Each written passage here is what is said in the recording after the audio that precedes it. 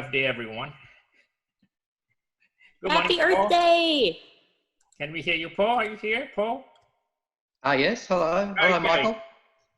Alex, can hear you too, right? So happy Earth Yes, Day. indeed. We shall start today with a message from her Deepness. And we just recorded just 10 minutes ago. And I'm sure she is watching now. So here is a message from Dr. Sylvia Earle. So it's Earth Day, but it should be every day. And ocean. Of course, most of Earth is ocean. The world is blue after all. I'm thinking about the way the world was 50 years ago, when for the first time we were able to see the image that is behind me. This was transformative, and it still is. You know, if there were just one image to change the way people think about themselves, who we are, where we come from, where we might be going, it is this image. Well, a whole series of images that for the first time people up in the sky were able to look back and share the view that in this universe of really beautiful places, this is the only really friendly place, our home. So 50 years ago, I was getting ready to take the plunge to live underwater for the first time. I've done it now 10 times, living underwater. That is to spend, well, first time it was 2 full weeks, getting up close and personal with the fish. I mean, I'd been diving before, but I'd never stayed where they live day and night, getting to know individual fish, their faces, their behavior. It was in itself a transformative experience. So in the current 2021 world, 2020 world, thinking about where we'll be in 2050 and beyond, where we'll be 50 years from now, it really all depends on what we do now in a magnified way. What we do or fail to do at this point in time is really clearly going to make all the difference. And we're going through this wake-up call, if you will, the pandemic. Was I surprised that this is happening? No. I mean, I'm not alone in not being surprised. It's been predicted that with the abuse of nature, we make ourselves vulnerable. And throughout all of our history, we have consumed the natural world to foster our prosperity. I mean, all creatures do, but no creature has been as comprehensive as humans in drawing down the forests, the wild things on the land and in the sea, and changing the nature of the atmosphere, changing the nature of water. But now we know. I guess I can forgive those in the past who, in ignorance, made some terrible, well, we look at it now and say mistakes. Perhaps at the time it seemed like a good idea to kill as many whales as we did, to cut as much of the rainforests of the world as we did, to make way for us, and to use the trees as board feet of lumber, to use the whales as pounds of meat and barrels of oil. At the time, it seemed like a good idea. But now we know we're armed with the power of knowledge. And so I could get really depressed looking around the world, especially now on this Earth Day, as compared to any of those days that we've celebrated in the past. But through all of the doom and gloom, what shines through is this global shock that we're vulnerable. We are vulnerable. And it's just this one small variation on the theme of gazillions of viruses that has really got our attention. And it's not the only one that could have such an impact, but it's the first one that has really caught our attention and had such an impact and done it so quickly. When you think about the other diseases that have afflicted humans over the past, smallpox comes to mind, which was a pandemic, but it took place over literally thousands of years before a vaccine was developed that made us able to resist this terrible affliction. And because we learned what to do. And now, although it was a terrible thing for so many, for so long, and nobody, just as a present time, nobody is immune. It's all, we're all vulnerable. We're just a piece of meat to this little virus. But we got our act together, we learned what to do, and now smallpox is essentially gone, and we're here. Now, going forward, what can we do? We can learn from the long past history that we have with coping with diseases. But the biggest pandemic is really complacency. And it's still the pandemic of not caring or not knowing. We have to rise above that. We are the most powerful people who've ever lived because we know what we now know that we could not know before. There's the best chance we will ever have to make peace with nature, to understand that taking care of nature means taking care of ourselves. If you have a healthy natural system that is intact, stable, healthy, it's the best chance for us to be healthy. And we have really caused the current crisis, just as we have caused the proliferation of diseases in the past. These markets where wildlife is stressed, and really it's like a laboratory for creating diseases that can go from animals to us. Unhappy animals that are really miserable, unhealthy. It's just exactly the wrong situation. If we want to be taking care of ourselves, we have to respect other creatures, treat them with respect. So I think an optimist with good reason. We have the evidence. We have the evidence that climate change has been brought about because of us.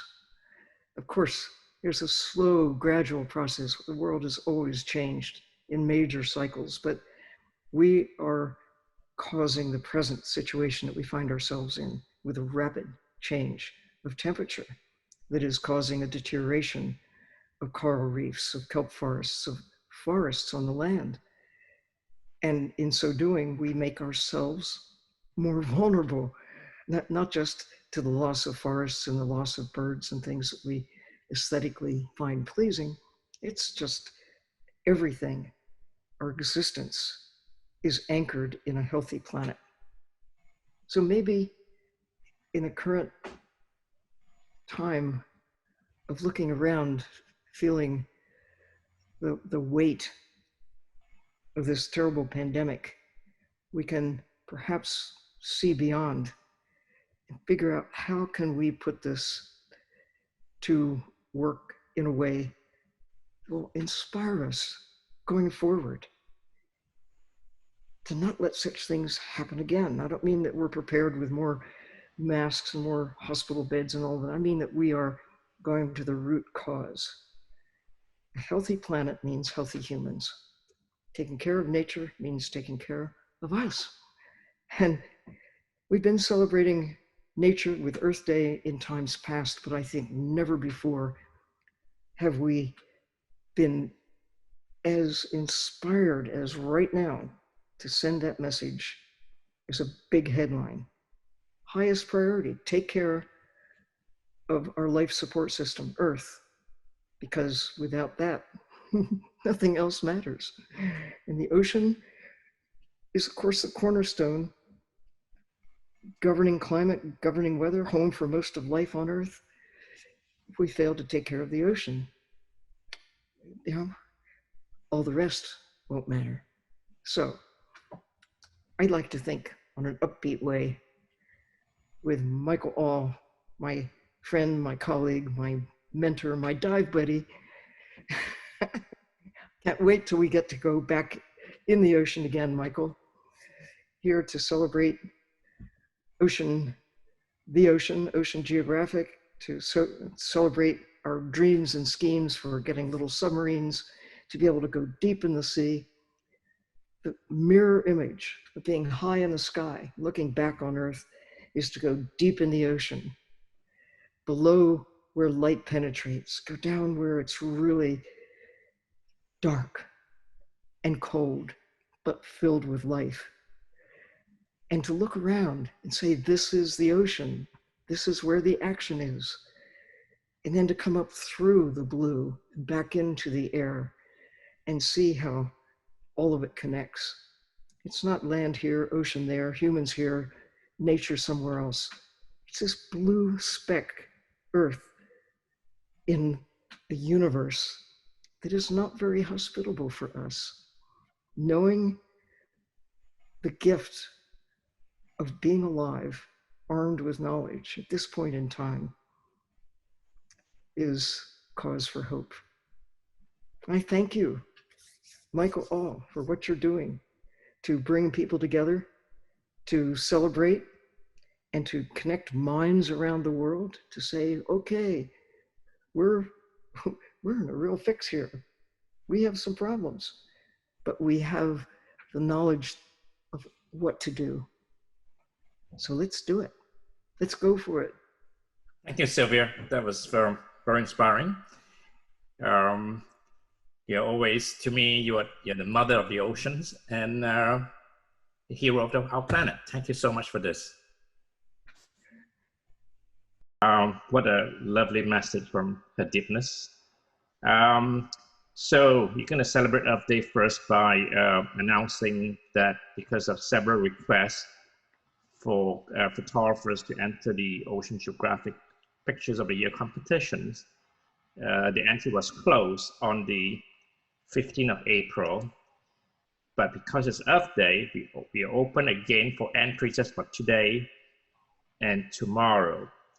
So you can go to the Ocean Geographic Trilogy website and enter, use the code Earth Day Special, and you'll be able to enter your pictures for this competition, but only today and tomorrow.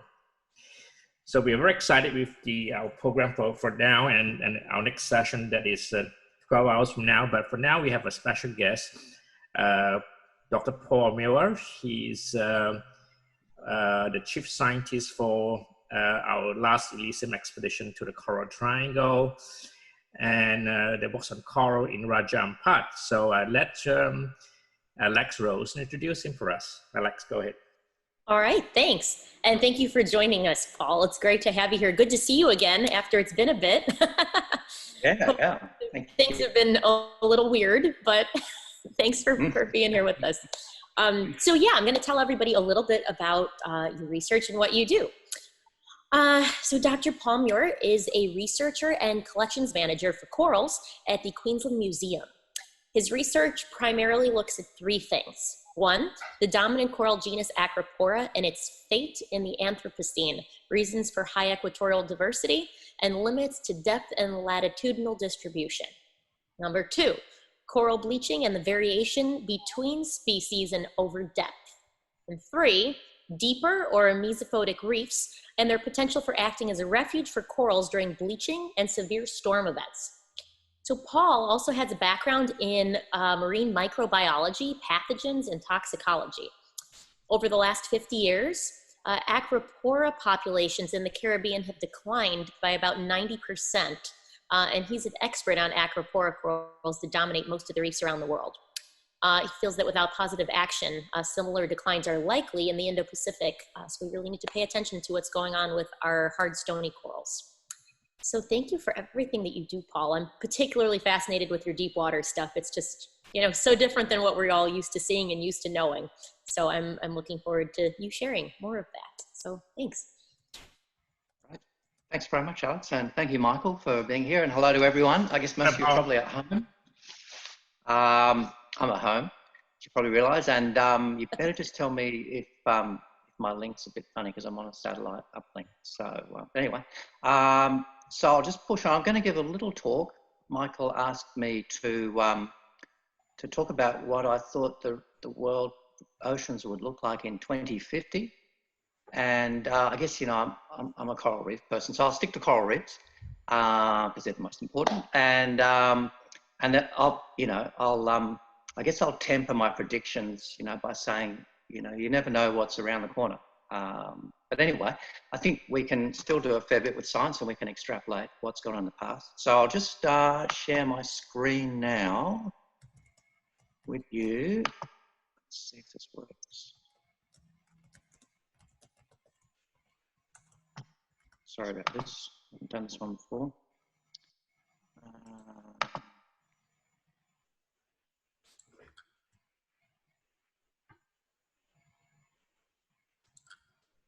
Sorry about this.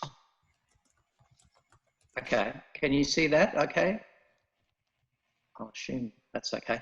Okay, so Yeah, okay, good. I'll just sorry, I've never done one of these Zoom meetings before, but okay. So here's my first slide. So what will the reefs look like in 2050?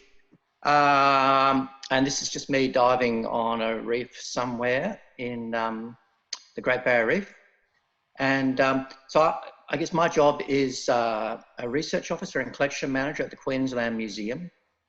And so I get to do a bit of research around the world. And I just want to chat about the research that I'm doing because that kind of gives a bit of an insight into how, you know, we think the world's reefs are going to look in 2050 and some of the issues and some of the causes for hope. So as I said before, predicting the future is very tricky. Very tricky, especially, you know, if you're a scientist, it's, you know, you just don't want to go there. But I think we can still extrapolate from what's gone on in the last 30 years. And basically, you know, it's not that far away. It's only 30 years away. So I think we've, you know, we've got a fair bit of predictions. 50 years. So the first bit of research I want to talk about that I work on, it's kind of the big one in coral reefs at the moment. It's mass bleaching around the world.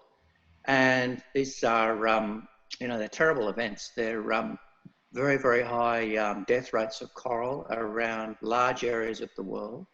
The last big one was in 2016, and that affected a lot of the worlds around the Indian and Pacific, reefs around the Indian and Pacific Oceans. And it's caused primarily by unusually high seawater temperatures, which is related to climate change. And basically the water gets too warm for the corals to cope with. And it's kind of outside of their usual experience. You know, these events are fairly new. They probably happened in the past, but only rarely. And now they're happening quite frequently. And we had a big one in 2016, and we're getting another big one now on the Great Barrier Reef now in 2020. And all the predictions from all the expert climate modelers, etc., that temperatures are going to increase in the sea, and these events are going to get worse. And so that's, you know, it's kind of like a, you know, these events, they're kind of like a pandemic for corals. Only instead of a few % mortality, we're talking, you know, up to 90 or 100% mortality. And, you know, if you get one every 4 years, you can imagine the sort of impact that that's going to have. So anyway, we looked at the 2016 event, and our main interest was to look at how individual species cope. So there's about 750 coral species, reef coral species around the world, and they all have different susceptibilities. So when you swim over a bleached reef, you'll see some heavily bleached and dying, and some appear to be fairly unaffected. And so I guess what we're trying to do is a bit like wildlife management, giving some tools for wildlife management. So we work out which species are the most threatened by the bleaching, and which ones are liable to survive and dominate in the future. So this is a bit of a death by PowerPoint slide. I apologise. You don't have to look at the details, but basically this is some of the results that we put out. And we're looking at all of the species that occurred in one area. And this is kind of like a family tree. So it shows which species are most related to the others. And then the colour coding is for various things. We're looking at susceptibility to bleaching, but also extinction risk. And so the ones in red are the species that are a problem, and that, you know, they're high susceptibility and high risk of extinction. And I guess the interesting thing we found is that that, you know, closely related species can still have quite different susceptibilities. I think it always been assumed that you know, closely related coral species would have similar bleaching, and that's not the case.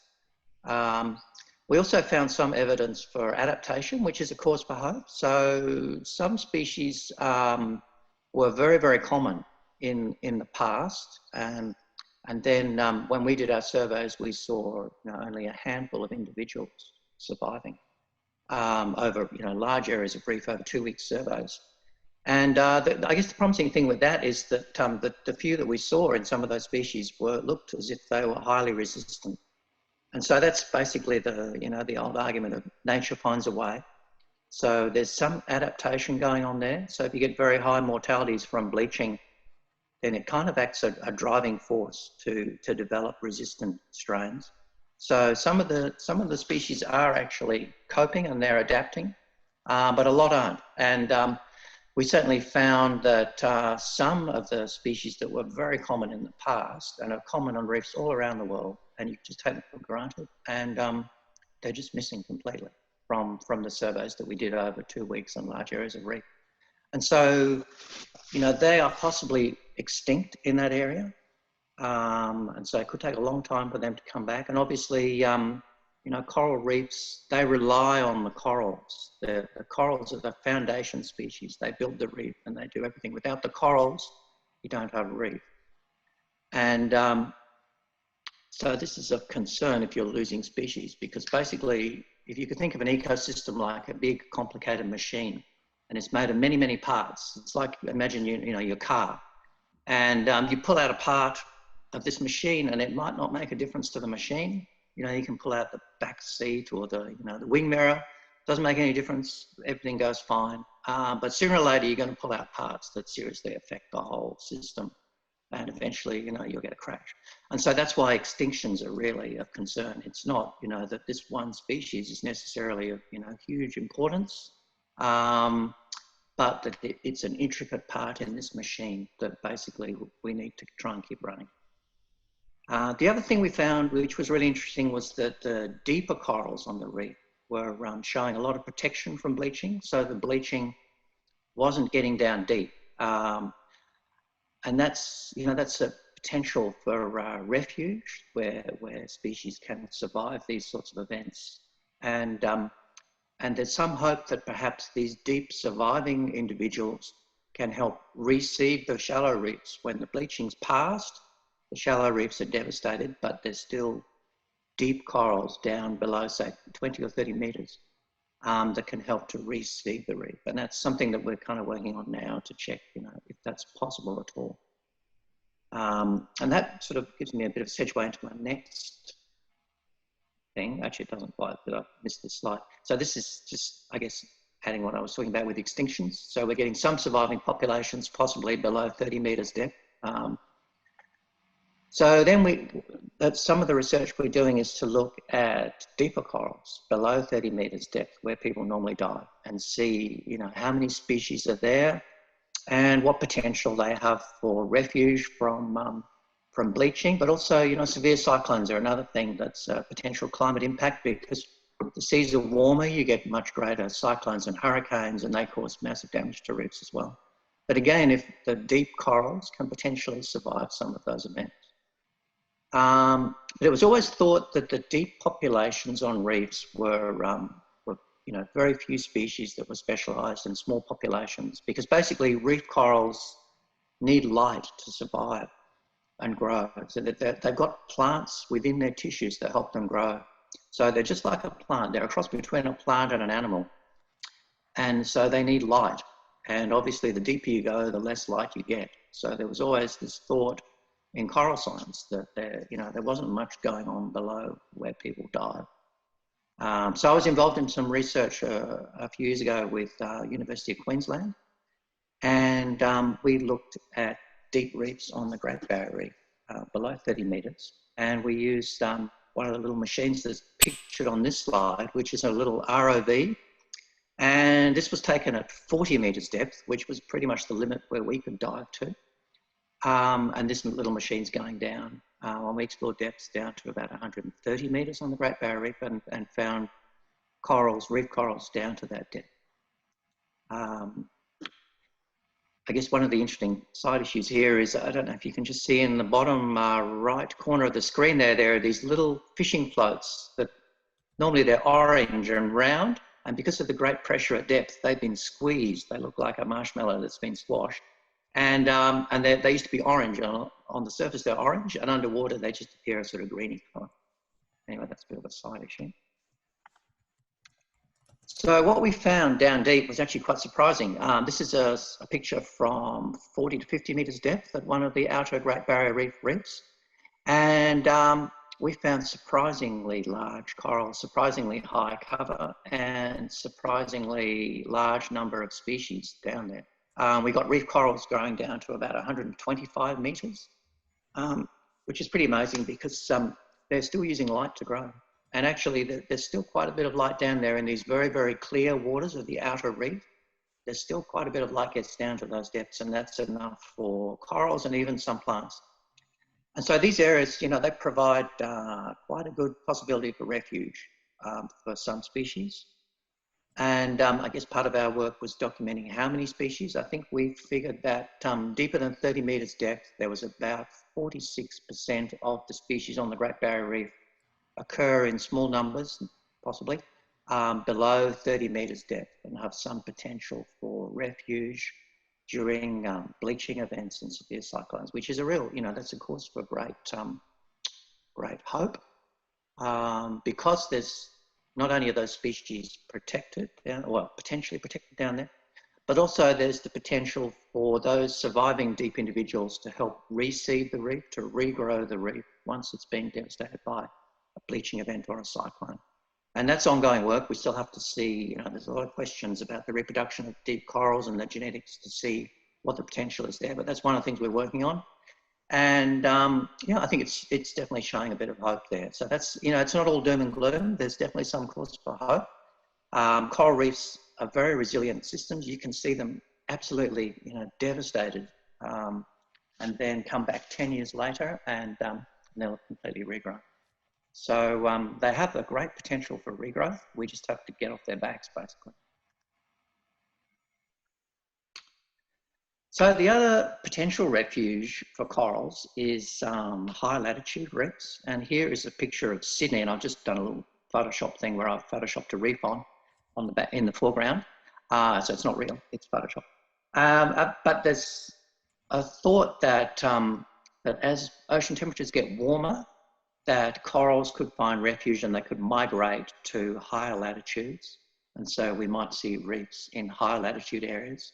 But that's a bit of a theory. I mean, it's certainly happening with a lot of animals around the world. They are moving away from the poles as temperatures increase. But for corals, they're pretty special creatures. They're unusual creatures. And so we looked at that. We looked at one particular group of corals, the staghorn corals. And these are perhaps the most dominant corals in the world's reefs, at least across the Indian Ocean and the Pacific Ocean, and up until recently, the Caribbean and the Atlantic Ocean. I'll talk about that a little bit later. And here's a picture of a coral reef in the Maldives, and there we go. So these are the only corals in the photo that I can see that are not aquaporous. So all the rest of the corals there you see on that beautiful reef, they're all aquaporous. So it's a very big and a very important distribution, very important group of corals. And so we looked at their global distribution because we have a large database of the museum across the world and for many different depths. And we did, you know, a fair bit of statistical work and work looking at environmental factors and looked at several environmental factors. And the bottom line of the research was that you could explain most of the distribution by the amount of winter light that the corals are getting. And that's sort of, you know, it's a bit of a, you know, an obvious thing, I suppose, because these animals are using light for growth, then that's going to be a fair determinant of where they live. And sure enough, you know, in deeper waters, there are less corals, and at higher latitudes, there are less corals. And that winter light determines a lot of their distribution. The tricky thing is with this argument is that winter light decreases rapidly with latitude. So in the subtropics, you get a lot less light, particularly during winter. And so we think that that will pretty severely limit the distribution of these aquapora corals anyway, going into higher latitude refuges, which is a problem. It's possible that, you know, a lot of other species will be able to move into higher latitudes, but we think that the potential for aquaporas is quite limited. And that's a worry because they form such a dominant part of the reefs. So just getting back to the main question, you know, what about 2050? So we talked a bit about the various bits of work that I've worked on. I guess, you know, one of the things that I've worked on through the years is, one of the things that's come out to me is that there's, you know, we're trending down quite heavily. You know, the amount of reef damage is increasing exponentially. We're definitely not flattening the curve in terms of damage to reefs.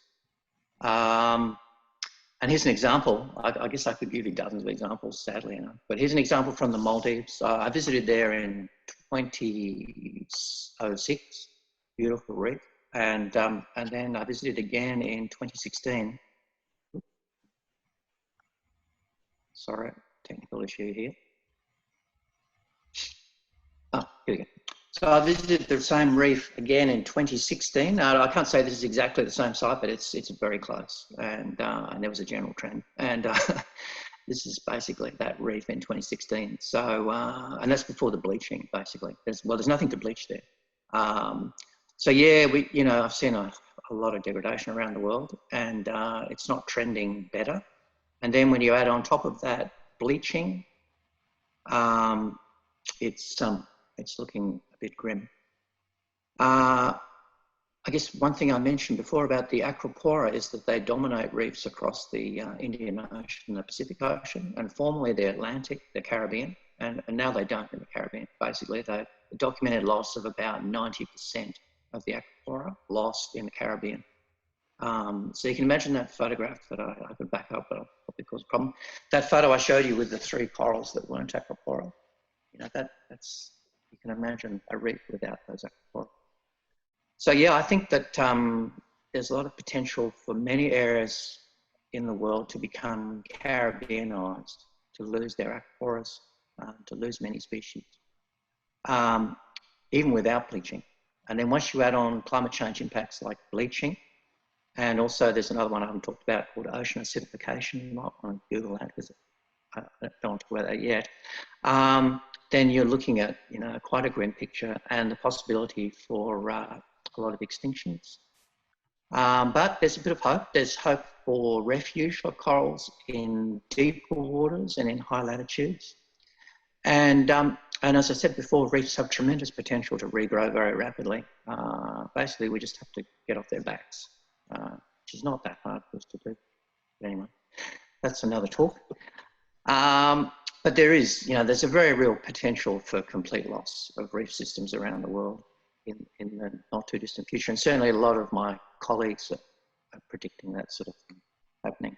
So yes, there's cause for hope, and we shouldn't give up, and we should still keep up the good fight and hope for the best, but we need to plan for the worst. So we need to work out which species are the most vulnerable. And we need to do things like consider seed banking. So basically preserving in liquid nitrogen eggs and sperm of corals so that we can preserve these species and other reef species as well. If the worst happens, at least, you know, we don't get a complete extinction. We've still got this sort of backup for when the world comes to its senses and situation gets better, we can regrow a lot of these reef areas. So yeah, I'm sorry for the doom and gloom. We probably don't need any more doom and gloom at the moment. But anyway, Probably not, but you know, reality's reality. Not that bad. But just a final note. That bad. Just a final note. I just went out I was lucky enough to sneak out to the Great Barrier Reef just in the last week, and I just had a look at what's going on there. And there's pretty widespread bleaching event going on there now. All these white and pink corals, and even some of the brown ones you see, they're dying from these high temperatures. But again, you know, there's a bright note. The bleaching is quite patchy. So like we went to a reef that was 12 miles away from this reef, and it was unaffected.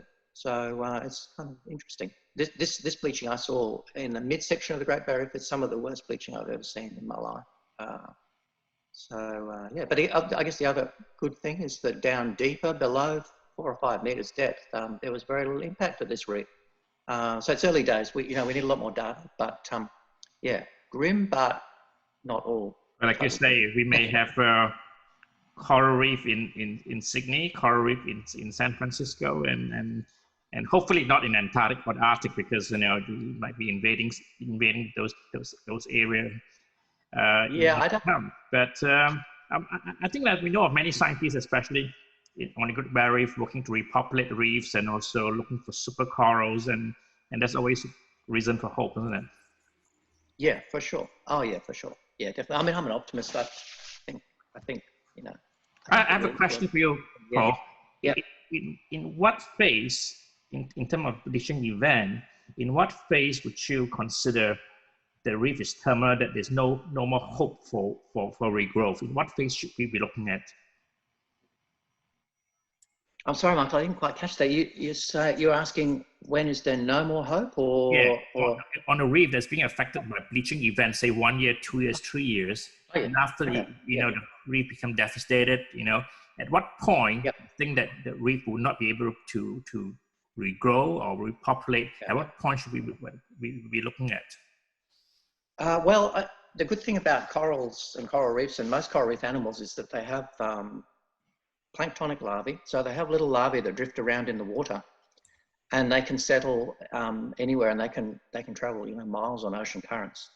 And so, you know, so long as there's some area in the vicinity that has the capacity to produce larvae, then reefs can regrow. So you can have, like that reef I showed you in the Maldives, that could quite potentially regrow by using larvae. How long would that be? How long would it take for them to, you know, for it to grow? Well, it depends on, you know, it's a lot. Like it depends, you know, it's a big question. So you need a lot of larvae, obviously, to regrow a reef. So you need a healthy reef close by, and that needs to spawn, and the larvae need to get there in sufficient numbers.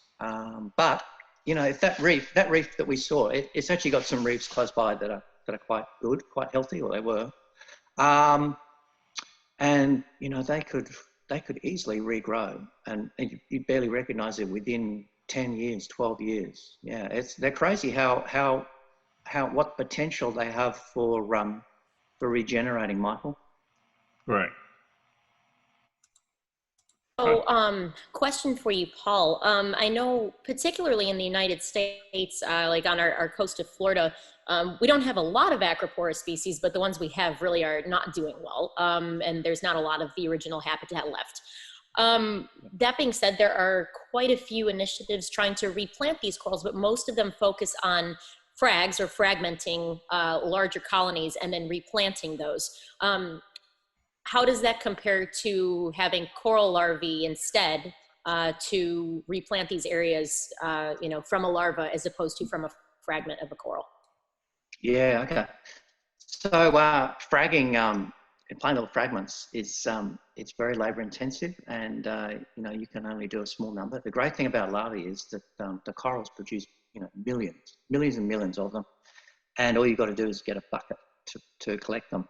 And so there's a really, you know, one of the most promising research projects that's going at the moment in Australia is a guy called Peter Harrison, who's working on larvae, collecting larvae from large spawning events, and then putting those larvae in large enclosures around reef areas to let the larvae settle onto them.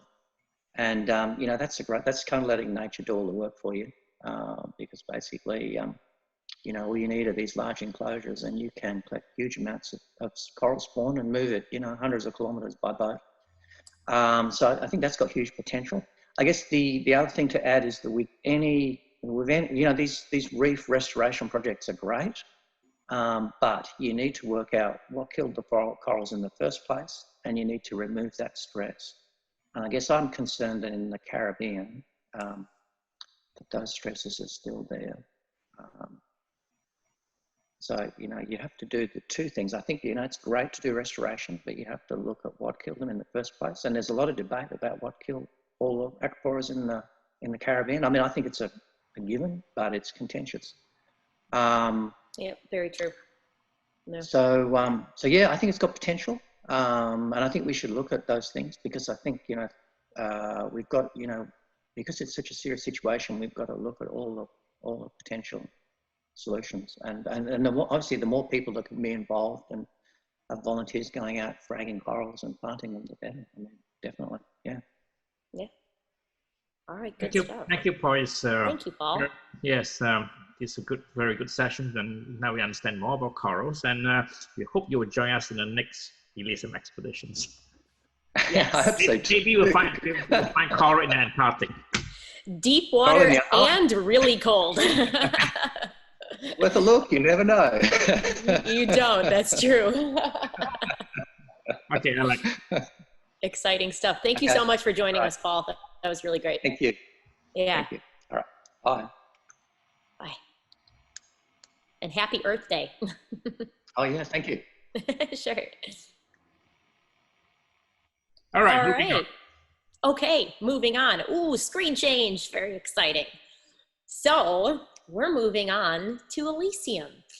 So anyone who follows our Ocean Geographic probably fairly frequently sees us talking about Elysium expeditions. It's not because they're happening constantly. They only happen every few years, but they are sort of the pinnacle of what we consider our goals for exploration. So Elysium expeditions began in 2010. And the first one went to Antarctica. So I was not on that ship. I was not involved with Ocean Geographic at the time. So I'll be telling you about this from a third person perspective. But this is across the board with all of our Elysium expeditions, that the goal for them is to inspire people to better understand and care about our natural systems, while at the same time drawing attention to the impacts of climate change and the roles that each one of us play in potentially mitigating that change. So Antarctica 2010 was the first Elysium expedition. Another common thread between all three of them, which have been to Antarctica, followed by the Arctic in 2015, followed by the Coral Triangle, Raja Ampat in 2018, and upcoming back to Antarctica in 2022, is that the goal is to get people from as many different walks of life as possible to join us. So this is not just a photographer's expedition. This is not just naturalist expedition. It's for everyone. And that's part of the strength, is the collaboration aspect. So we invite scientists, artists, explorers, naturalists, musicians, everyone really, because everyone's particular story is what brings truth to the greater picture. It's one thing to listen to data, which is extremely important, but for the general public, that's not always the best way to reach them.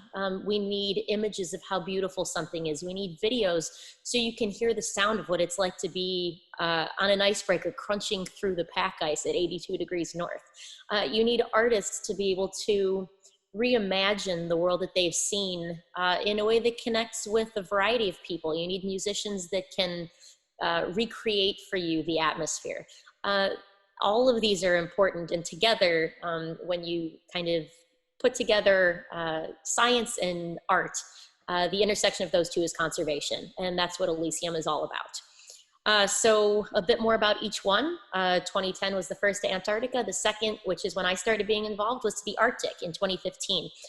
We had 66 people from 13 different countries on a 240-foot icebreaker for 3 weeks. We traveled around the European Arctic, starting in Norway. We all met in Oslo and then traveled up to Svalbard, a Norwegian archipelago, and then continued on to the pack ice and then down along the eastern coast of Greenland and ended in Iceland.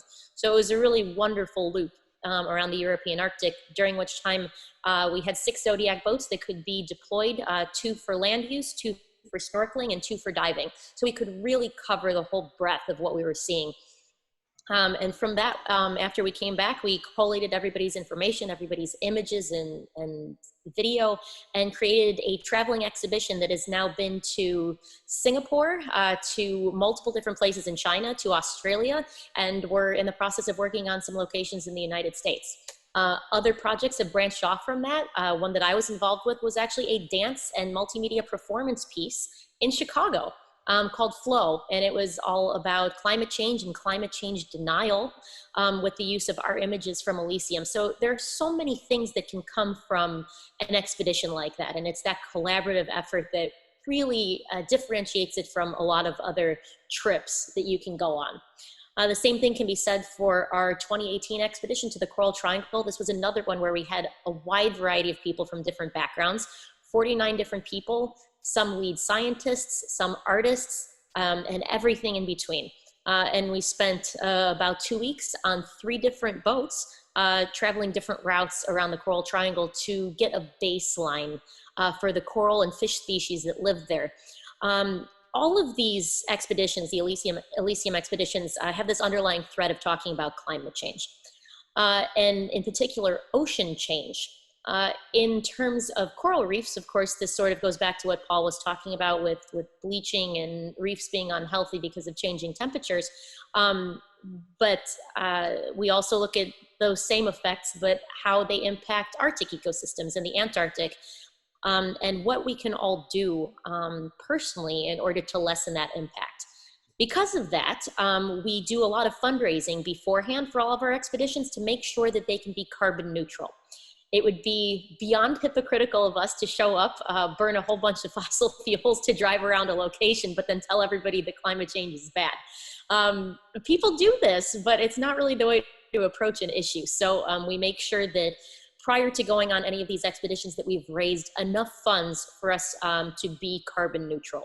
One of the companies that we've paired with in the past is called Green Char, and they are a company based out of Kenya that makes smokeless charcoal briquettes from the waste from sugarcane plantations. And this is sort of a twofold thing that helps, because not only do they make these briquettes that have a really positive impact on the daily lives of the people that live there, but they also replant trees and then are not using the wood from trees that would have been cut down in order to make firewood. So it's actually kind of a 3-pronged approach. It's a really great company, and we love working with them, and our donation, our money that we raised for our second expedition to the Arctic all went to them, and it was $25,000, which we raised by auctioning off, or raffling off actually, the last spot on our expedition, which was an exciting thing to do. So yeah, I guess what I'd like to conclude with here is that we like to make sure that our expeditions have a greater purpose. Exploration with a purpose for us is sort of the most important thing. It's wonderful to go see these places, and travel is something that enriches our lives in a variety of ways. But we also need to make sure that that travel is in some way giving back. And we feel that our Elysium expeditions do that extremely well, which is why we'd love to return and are planning to return to the Antarctic in 2022. So perhaps Michael would like to tell us a touch about that, and then show us a video about the 3 expeditions that we've already been on. Before I get to the next trip in 2022, I'd like to say that what born of an idea in 2008 became a dream that I've lived the last 10 years. This year is our 10th anniversary of Elysium. Our first expedition was in 2010.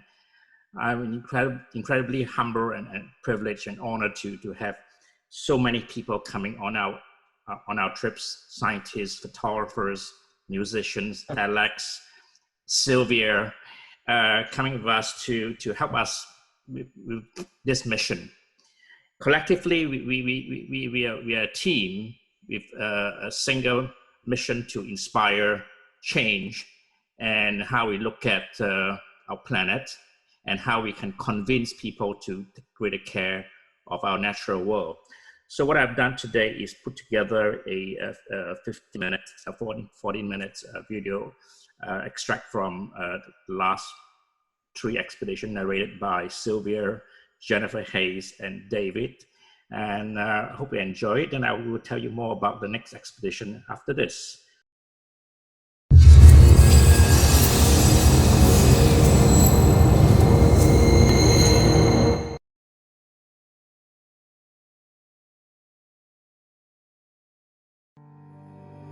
As polar ice is melting away, so is the stability of the planet.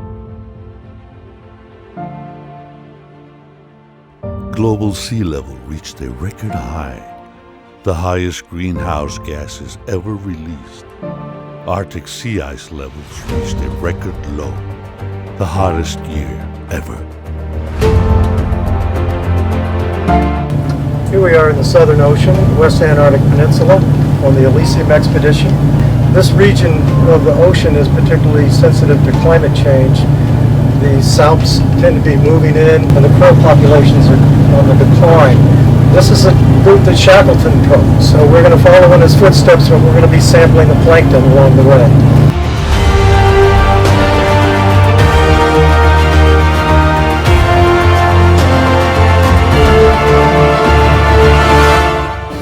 Michael has reached across borders and countries and all over the world, and the fact that we have everybody from 14 different countries on this boat right now, and we're going to the one place on Earth that's owned by no one. Different philosophy, we wanted different photographers, painters, sculptors, and filmmakers. We wanted a lot of different perspective on various issues. We want to work with them, and this becomes a really good momentum. And then to wrap that around the Shackleton journey, epic journey, it's incredible. It's a way to share knowledge, information, friendship. It really is. It's a new vision. Global warming is not something that is in the future anymore. We are now in the middle of it. More polar bears stranded on land. The change here in the Arctic is probably the most visible and the most obvious to people in terms of what's happening with climate change. The animals are suffering and struggling.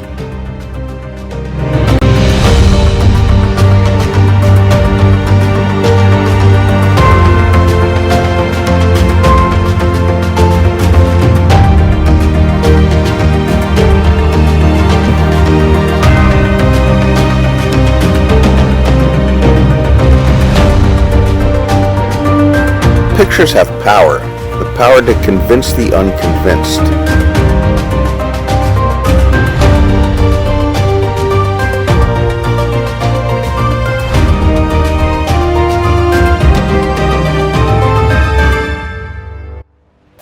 I'm Sylvia Earle, and I'm in the Arctic at 82 degrees north. Well, we're not quite ready for tropical drinks and bikini bathing suits yet, but where I'm sitting right now, this is pack ice, what's left of it. It's eroding fast. Now, I'm a scientist. People ask me sometimes, so do you believe in climate change? Do you think that the planet is really warming? And I say, I don't believe or disbelieve. I just look at the evidence, and the evidence is all around me, right here, and anyone can see what I can see, what the walruses are experiencing, what the polar bears are experiencing, what the birds, what the creatures in the sea, under the sea, are experiencing as the planet truly warms at a rate that's unprecedented in all the history of humankind. And why? Well, we should look in the mirror for that answer. We are the agents of change. What we put into the atmosphere, excess carbon dioxide through the burning of fossil fuels is warming the planet. And it's also causing the ocean to become more acidic. These are problems not just for the bears and the walruses, not just for the Arctic or for the other end of the planet in the Antarctic area. Ice is receding there too. The animals there are affected as well. But the thing is, we're all affected. The polar areas really shape the character of the planet. It's the planet's air conditioning system. The ocean underlies all of it. The ocean governs climate and weather. The ocean is the planet's great thermoregulator. In the polar areas, like right here, there's a magnified effect of the warming. And these areas, Antarctica and the Arctic, have a magnified impact on all the rest. Well, and here's the thing, we have an impact on these areas. It works both ways. Polar areas affect us and we affect the polar areas. And what we can do right now, this window of time, the next 10 years, well, it's going to get warmer and warmer and warmer. But we can do things that will make it possible to stabilize the way the world functions, to give the birds, to give the bears, to give life on Earth, including our own lives, a chance, a better chance for a long and enduring history.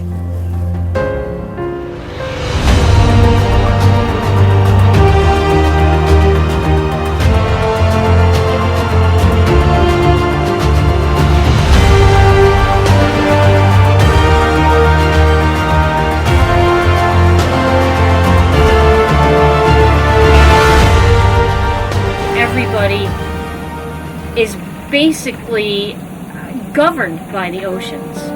Even our internal physiology is a saline situation that is inherited from the sea. We are of the sea. We know there are delicate areas that are beginning to degrade. We only have so much time. And now is the time, because you don't know how much longer you have. No, what I do in my life, how can I impact anything?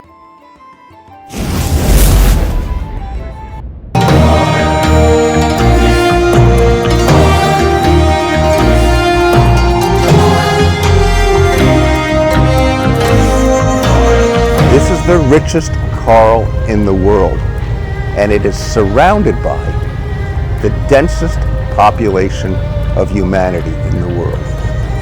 There are nearly 2 billion people who depend on these reefs.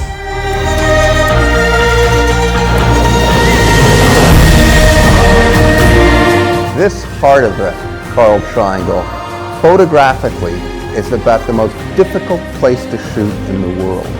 There is so much input, there is so much of it, and it takes the kind of collaboration that we have on Elysium to begin to really tell the tale.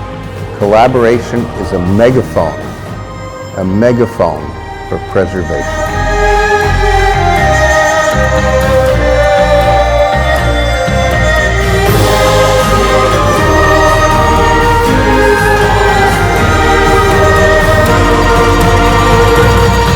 It is a place where you can measure change. And as our planet warms, this is the front line of change, right here. A coral reef is more than just an absolutely beautiful, stunning place, the jewel of nature.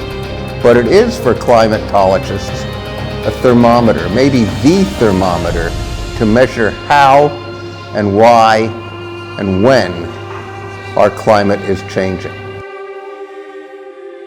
We are documenting a time and a place that will disappear from our planet very quickly. Not in our grandchildren's lifetime, not in our children's lifetime, but in our lifetime. We are creating a benchmark for what this planet looked like. The truth is that pictures have power to convince the unconvinced. They have the power to celebrate. They have the power to humiliate. They have the power to open people's eyes worldwide to the extraordinary complexity, beauty, and importance of the ocean.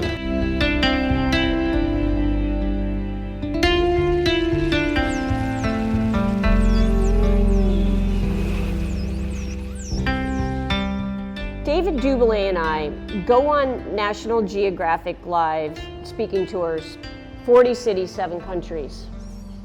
We use Michael Augh's Elysium expeditions as an example of collaboration, as a success in conservation. Why? Why? It's really simple. Collaboration, all of us coming together, we are amplifying the conservation message. I can't thank Michael Augh and the Elysium teams enough for taking their time to go to Antarctica, to go to the Arctic, and then to convene in the Coral Triangle. One of us, or even David and I working, we are 2 voices. We are 2 sets of images. But when you bring 48 or 49 or 63 or 57 people together that are artists, sculptors, writers, poets, scientists, filmmakers, photographers, what do you get? You get an incredible volume, you get an incredible collaboration, and you get incredible amplification. And it goes out and it slaps the world in the face and says, if I don't affect you through a picture, maybe I'll affect you through music, or maybe I'll affect you through poetry or a sculpture. But we're going to get to you one way or another. And Michael Augh's vision is really a collaboration that is amplifying conservation, and it really is an incredibly effective tool. And for that, we really want to thank him, and for everybody that comes. And the other really, really cool thing here that I saw on this trip was the emerging talent and the energy. Nowhere on this planet have I ever seen people convene in one room and see so many young people so goddamn interested in contributing. Not just going on a dive trip, not just going on a holiday, but really making a difference. Counting coral, counting fish, counting plastics. They're not on a dive trip, they're here to contribute. They could be anywhere on the planet, and they've come here to spend their time to make a difference.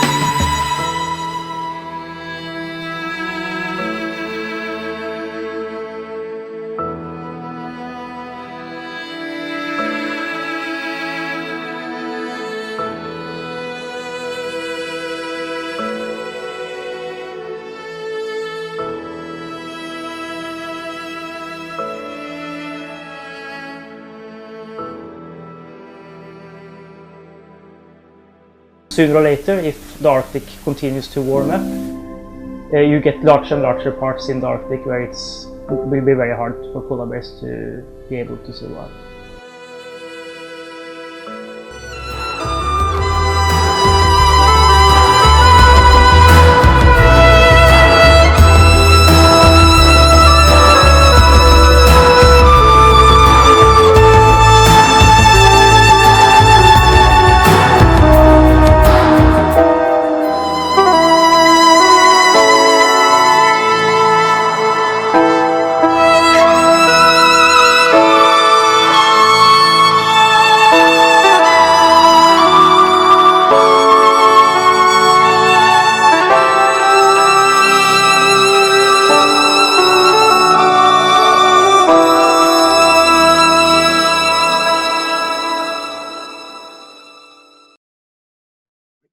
Just talk a bit on our next expedition and why we need to do it.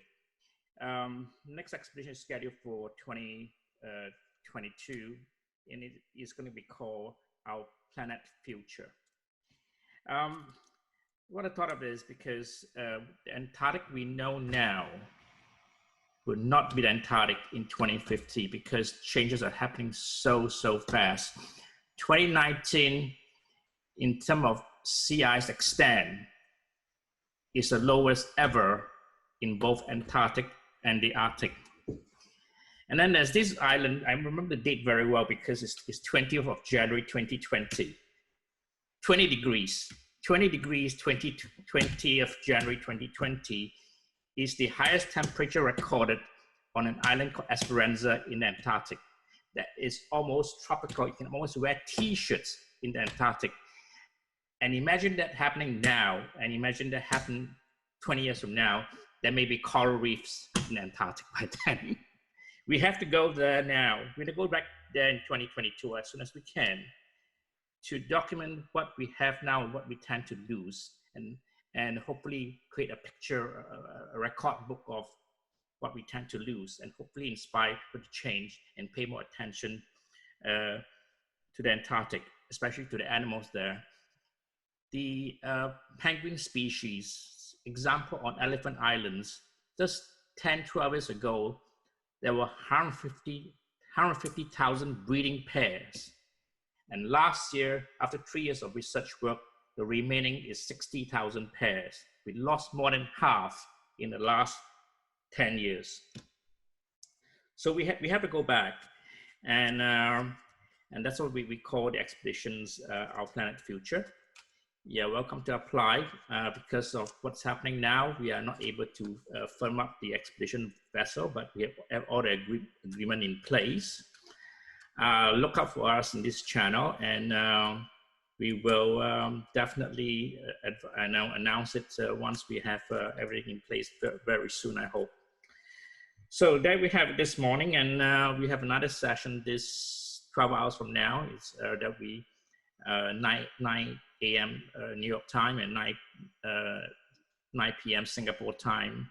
So I'll let Alex introduce you what's going to have our next session. Thank you.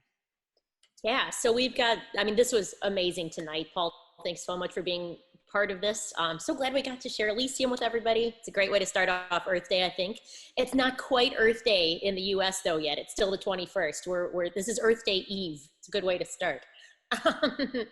But as far as tomorrow goes, our session is going to have two main people that you are definitely going to want to hear from. Actually, three, because we've got Eric too. Oh, it's a good one. You don't want to miss it. So we're going to be starting with my personal favorite author, Carl Safina. He's the author of multiple books, most recently one called Becoming Wild, that was just released. And we really wanted to have him here, especially during this pandemic when there's been so much talk about keeping nature wild and not taking over all of it as humans, and why that's such an important concept to actually put into practice. So Carl's going to talk to us in the morning. We are also going to be hearing from Craig Leeson, who was the creator and producer of A Plastic Ocean. It's an incredible documentary about ocean plastic issues and how to solve them. And he's working on a new film about melting glaciers that he's going to share a bit about with us, which should be great. And then we'll also be hearing from our naturalist friend, Eirik, who's from Norway. And he was with us on the 2015 Elysium expedition to the Arctic. He is an ornithology specialist, so he's a bird guy, but also spends a lot of time just out on the water and experiencing these changes that are occurring in our polar north. So he's really front and center from an experiential view about what's going on up there. So you've got those three people to look forward to tomorrow. Morning for me, evening for you, which will be great. And I guess before I go, I just wanted to say a little thing about Earth Day, because you know it's almost Earth Day, which is kind of a big deal. And not that it isn't a big deal every year, but this one's particularly big because it's the 50th anniversary of Earth Day. Earth Day number one was in 1970, sort of in the midst of our mess in the Vietnam War in the United States. So it originated actually from a senator in Wisconsin, one of our Midwestern states. And it started with just 20 million Americans coming out on the first Earth Day, protesting in favor of a more eco-conscious future. The catalyst for the beginning of Earth Day was actually, at the time, the largest oil spill in US history, which was an accident that leaked about 100,000 barrels of crude oil into Santa Barbara. Obviously, we've had much larger oil spills since then, but at the time, it was the biggest. And it really had a huge impact on so many people that the environmental movement really blossomed after that, because people were finally aware, because it was in their backyards for many people, about what could happen if we don't manage our resources properly. So it's kind of ironic that Earth Day #1 started because of a major disaster, and we're now at Earth Day 50 with about 100, I think we're up to about 1 billion people stuck in their homes currently, celebrating from indoors because of a pandemic, another massive global tragedy. And it just kind of shows you that sometimes, even though they're terrible, these global issues that negatively affect so many people can transform themselves into something positive. Because when you look at all of the progress we made in the last 50 years, even though sometimes it doesn't seem like it, it's really incredible. And I always like to kind of reference one of my favorite quotes, and it's a Martin Luther King Jr. quote. And it's that the moral arc of the universe is long, but it bends towards justice. So even if it doesn't seem like we're making a lot of progress, sometimes, especially lately, we have to remember that if you average out the progress, it's definitely going the direction that we want it to go. We're moving forward, we're making good progress, just not fast enough. So keep in mind that we've come very far. So when we look back, it's important to remember the path that, how much of it we've covered, even though we have a lot left to cover in front of us. So happy Earth Day. And like I said this morning, we must have hope and dreams, and everything will be better soon, but keep the dream alive.